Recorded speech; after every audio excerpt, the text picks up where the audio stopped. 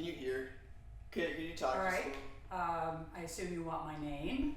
It's Barb Raab, B-A-R-B, R-A-A-B, and I'm the president of Monty's Home. This is one of our graduates right here. This girl is named Snowy. She was left at the shelter at 5 years old because she was going blind. She had retinal degeneration, she couldn't hunt, and they don't want to feed but can't hunt. So she was brought there, obviously not a prime candidate for most people to adopt. We in the prison program try to take the dogs that other rescues won't take or can't take. We take dogs that are very fearful. We take dogs that are adolescent and out of control. And we take dogs with handicaps. So her temperament test went wonderful, and we put her in prison for 7 weeks. She could still see shadows, but now she's totally blind. The inmate, we assigned her to our best inmate, and instead of training her to jump through hoops and things and all the stuff we teach a lot of the other dogs, tricks and fun stuff after they have the basics, he taught her commands that a blind dog would need. She was taught when we go near a step, I can say step, and she will go up or down. She'll feel that there's a step coming. She knows the word careful means that she's going to bump into something, so that we can warn her before she bumps into the corner of a piece of furniture or something like that. She was trained to come when called with a clicker. So with the clicker, if we could transfer that into a home without the voice recognition being part of the picture. And she knows that one very well because she gets treated every time she hears a clicker. So we went through the 7 weeks of training. We did not have a home for her. So Monty's Home needed a Canine Executive Officer, a CEO. So I adopted her myself 7 years ago, and she is now the CEO of Monty's Home.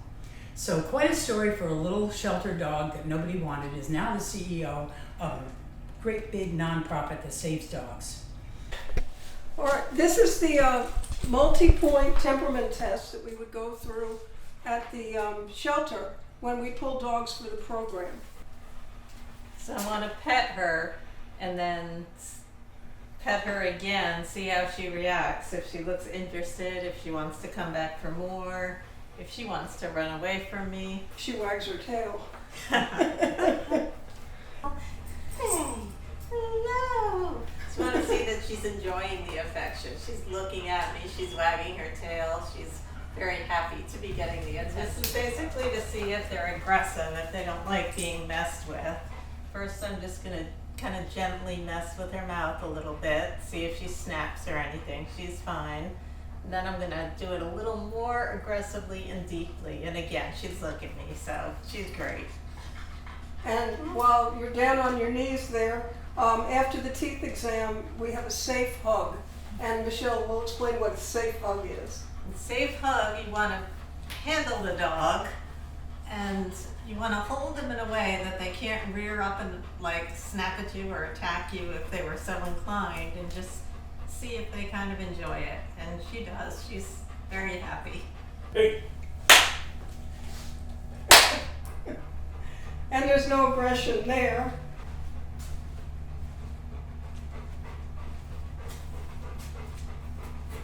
And there's like no aggression there. Okay, so this is simulating handling a baby around the dog. You can see she's very interested. That's something that we would want to see. We wouldn't want her to be growling at the baby. We wouldn't want her to be terrified of the baby. But she reacted well. She checked her out and went on her way. So the toddler is to be kind of annoying. See how much the dog can take. And, Mess with the ears, the maybe things that pull the tail a little toddler bit. would do. Clearly she enjoys it. So again, she would pass with flying colors. The only other thing that's on this list is the dog heartworm positive or not? And the shelter will test them for that. It's heartbreaking how many of the dogs in the shelter are heartworm positive because they're not given their monthly medication. We not only save dogs, but the inmates' rehabilitation from this program is astounding. I can go on for a long time about it. We use 100% reinforcement positive reinforcement training, which means there's no corrections, there's no popping leashes, there's no bad dog. They make a mistake, they just say, uh-oh, and they show them what they want to do. This is great for inmates to learn because that's how they got in there, with forcing people in situations. And they really learn the basics of dog training, getting what you want without force and punishment. Okay. You ready? Yep. Okay. Maddie, come on. Sit. Now sit. All right. Let's go. Come on. Let's go. Maddie, hey. So we bring the dogs from the shelter. We bring them to the prison. We assign them to the inmates. One of the first things that they work on in the prison is name recognition and breeding behaviors. So they'll have the dogs.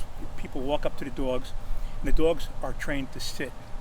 All right. And when they do the name recognition, it's like they'll say their name like Maddie. She looks at you, good girl. Maddie, good girl, good girl. They pick up a lot of stuff, and then we have graduation. And by time we also have two meet and greets during that 7-week period, where we get a chance for anybody who is interested in any of the dogs can come down here and actually meet the dog, work with the dog, and see what the dog has learned. And they really do a great job. Wait. Another treat? I don't have any more treats. Wait. Okay. Good girl. Good girl. Good wait. Good wait. I brought a couple things to show that might help you understand what the outcome is. Okay, so a couple of the things that we have, this is a certificate that was made by some of the inmates in the other prison that we were in down in Wilmington for a while. And I don't know if you can read it, but it was an actual certificate of appreciation for what we do for the store, for the inmates in the program, how much they enjoy the program. And this was hand-drawn by one of the inmates.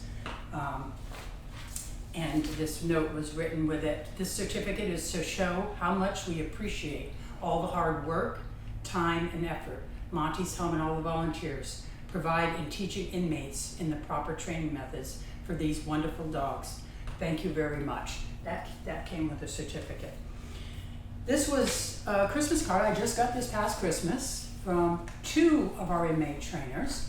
One of them was in our program for about a year, and the other one was a dog trainer with us for about 10 years. And he was the one who trained Snowy.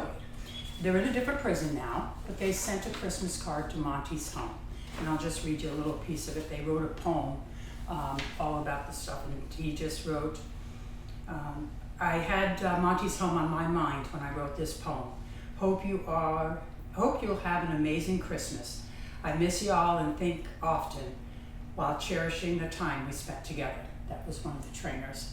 And his brother, they're in prison together, he wrote, thank you for your devotion and rescuing lovable canines and guys like us. And to take it one step further, How do you feel about like when you hear that kind of stuff? Like, I have stacked this high of this, yeah. And the inmates, when they get out, I've had them stop in the store. Thank you so much for the program. I'm now working as a counselor, helping young people not follow the path I went down. One is working for a veterinarian. I got letters that they got jobs, and because how much they knew about veterinary care training, they got jobs quicker, they got promoted. I mean, it's just, I have letters that one guy, he was from an abusive background. His grandfather beat his father, and his father beat him, and he got in trouble. He was in the dog program, and he wrote a beautiful letter, but it's about 6 pages long, which you wouldn't have time for there. But and the basic was that I learned that I didn't have to use force. And he says, and I'll never use it again on my children or anybody. So it broke that cycle of abuse, which is another great factor of what this program does. And it's a learning factor. And it's not just the inmates, but it's their families. This last letter I'm going to share with you is from the son of one of our inmate trainers. The boy is 10 years old, and his father was in the training thing, and obviously talked to the boy about what he was doing and how important it was. And he says, enclosed is $10 for Monty's home in honor of my father. And then he gives the father's name. He was formerly an inmate, and my father's birthday is in July. And he told me what prison he's in and all that. And he says he talks so often, and he loved training the dogs at Pender. And if you ever hear from adopted dog he trained, I know he would love to hear from them. Monty's home is not only important to the dogs, but to the inmates and families as well. And he gave me his dad's address, not that I can write to the inmates, but it trickled right down to this 10-year-old child learning about dog training. And so that's the basis of our program. To me, the amazing thing about this poster is this dog is this dog. These are before and after pictures, and it's amazing. This dog is this dog, like chilling out in an Adirondack chair. Look at this one. You know, I mean, you wouldn't even know he had mange so badly that you wouldn't even have known that coat was there somewhere.